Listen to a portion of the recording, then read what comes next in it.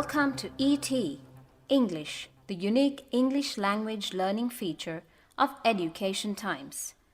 This recording is brought to you by Panthea Gunathilaka, the founder of Cleon, Academy for Speech, Drama and Leadership. The Education Times comes to you every week with the Sunday Times, a leading publication of Vijaya Newspapers Limited. ET English introduces a unique way of learning English through stories.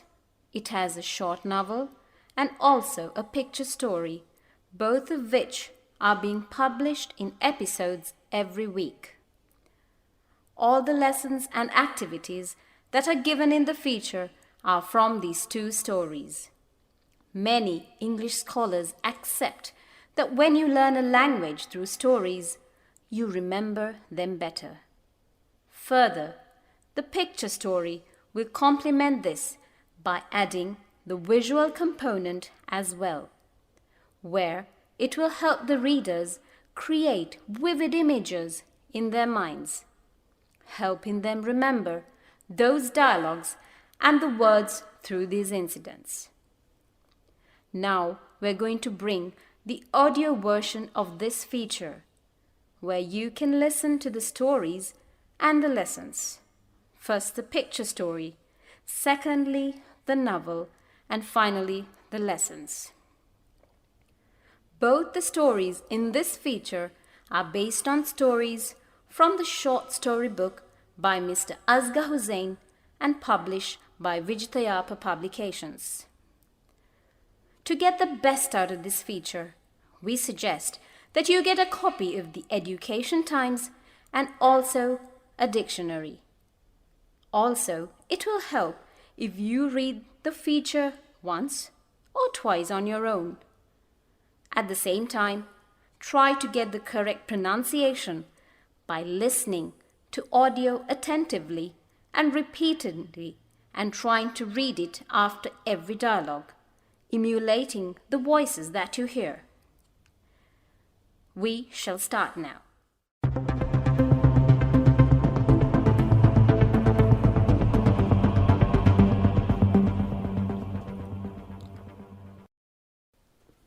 Part 8, And All Because of a Fag, by Asghar Hussain. Illustrations by Anton B. Pereira. I don't know what you mean. You don't know? You said you'd be meeting him next week. A fellow with a club hit Ravi on his shoulder. Oh!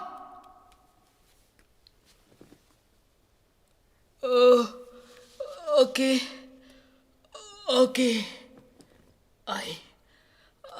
I'll tell you. He is in Vanathamulla. How can it be, you dog? That's our area. Ravi got up and offered his watch. You take this and let me go.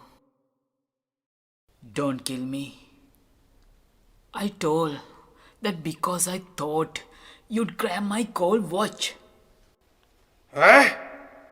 Don't talk nonsense, you idiot. What has your talking to Nandi Chama got to do with your watch? Before Ravi could explain, the man behind the hefty fellow grabbed the watch and dashed it on the floor, breaking it into pieces. We will soon smash you up like that watch. Now, tell us about the Mariakade deal. What? Mariakade deal? The deal you were discussing with Chamal. You said you'd attend to it soon. We clearly heard what you said, you filthy dog. No. I was just trying to frighten you. Huh? Don't talk nonsense. You idiot. What has your talking to Nandi Chama got to do with your watch? No. No. No. I was just trying to frighten you. Huh? No. No. I was just trying to frighten you. No. No. No. I was just trying to frighten you. A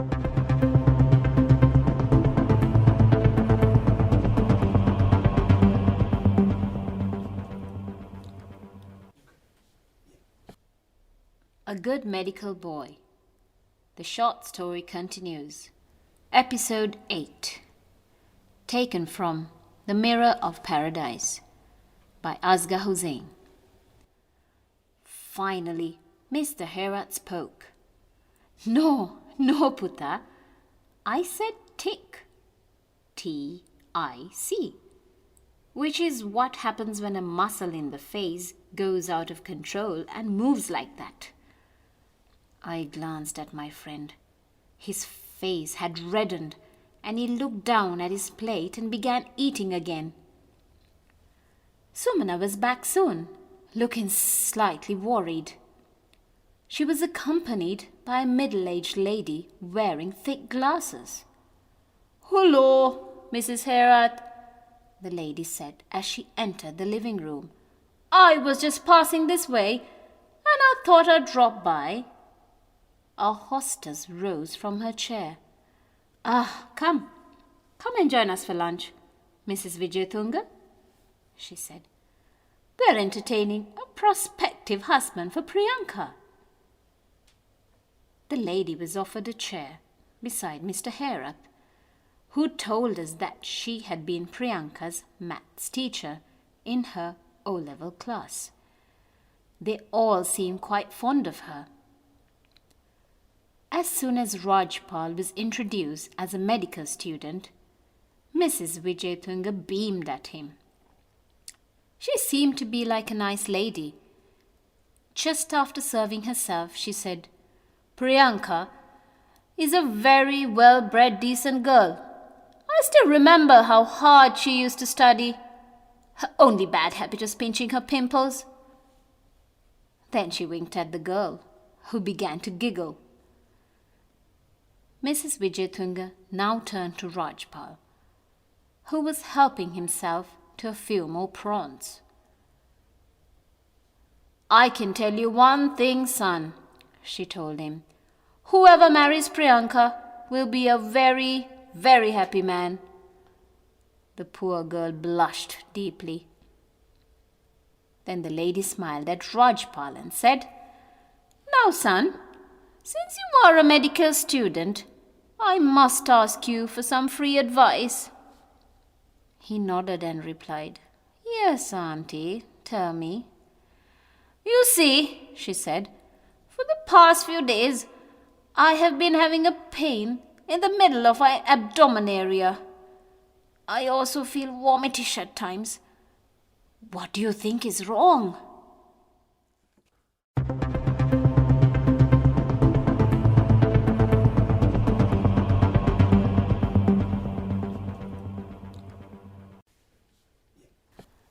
Let's start the activities. We start with activity 1, where you have to read the 2 texts given and match the words in column A with the meanings in column B. The first one, tick. The answer in column B is C, a sudden quick movement of a muscle. The second one, accompanied. The answer is D, went along with. The third one, hostess. The answer is the entertainer, which is E. The fourth one, prospective. Answer is F, meaning potential. The fifth word is beamed, and we find the answer in G, which means smiled. The sixth one, well-bred. In other words, you can find the answer in H, well-mannered. The seventh one, pimples. The answer is I, a skin condition. The eighth one, giggle. The answer is J, which means a slight, silly, repeated laugh. Ninth one, blushed. The answer is L, feel embarrassed. The 10th one, abdomen. The answer is B, the part of the body below the chest. The 12th and the last word, hefty. Answer is K, meaning bulky. Activity 2. You have to read the sentences and underline or complete the appropriate answer. The first one. No, no Putta. I said tick. T-I-C. In the sentence, I refers to Mr. Herath. The second one. In the third sentence, I glanced at my friend. Here, I refers to Rajpal. The third one. In the sixth sentence, she was accompanied by a middle-aged lady wearing thick glasses. Here, she refers to Sumana. The fourth one. The middle-aged lady who entered the living room was Mrs. Vijayatunga. The fifth one. Priyanka is a well-bred, decent girl. This was said by Mrs. Vijayatunga. The sixth one. In scene 1 of the picture story, I don't know what you mean.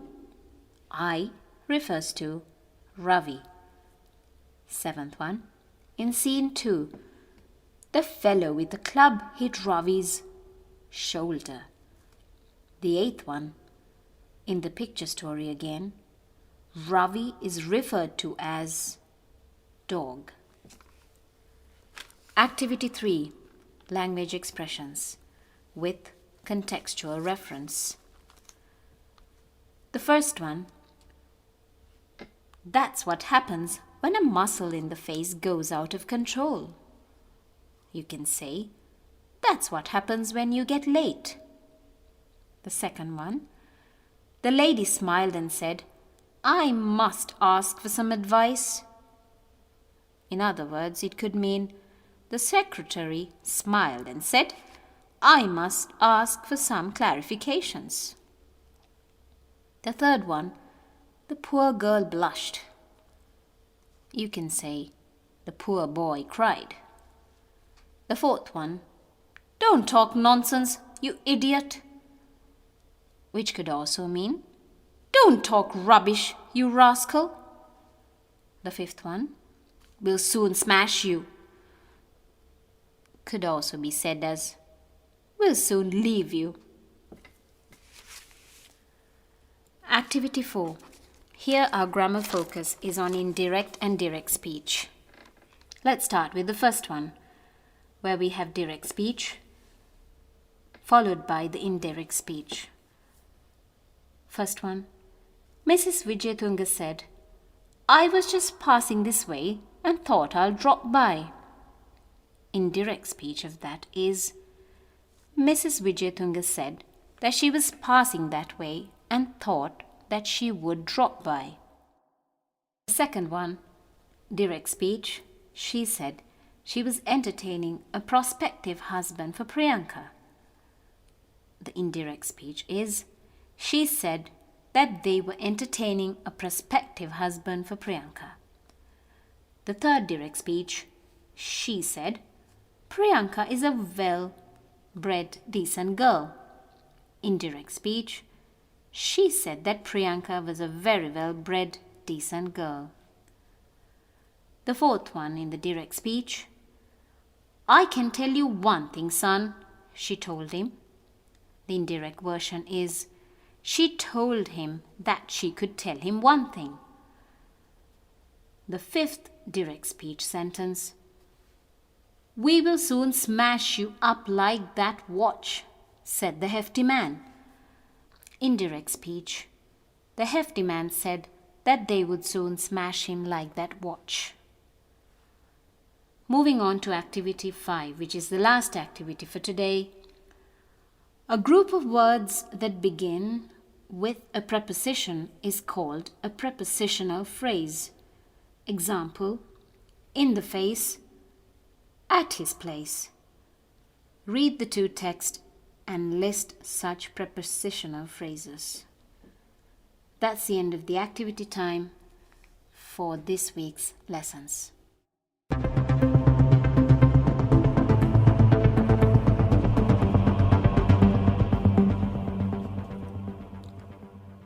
Dear listeners, thank you very much for taking the time to listen to our recordings. You're welcome to give us your feedback and suggestions on the phone numbers and the email address given in the ET English feature in the Education Time section. We meet again next week. The recording was brought to you by Panthea Gunathilaka, the founder of Cleon Academy for Speech, Drama and Leadership. Until then, goodbye and happy learning.